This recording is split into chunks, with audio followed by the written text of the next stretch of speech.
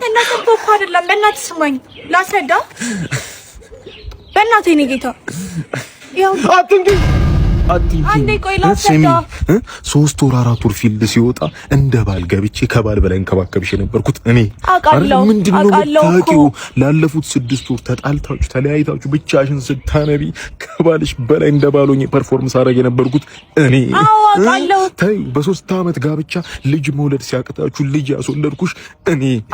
ቢገባሽ ሽማ ብቻ ሳይሆን ባለውለታሽም ጭምር ነበርኩ። እሺ ቆይ አሁን ችግሩ ምንድነው? በእውነት ምን አልገባሽም ነው?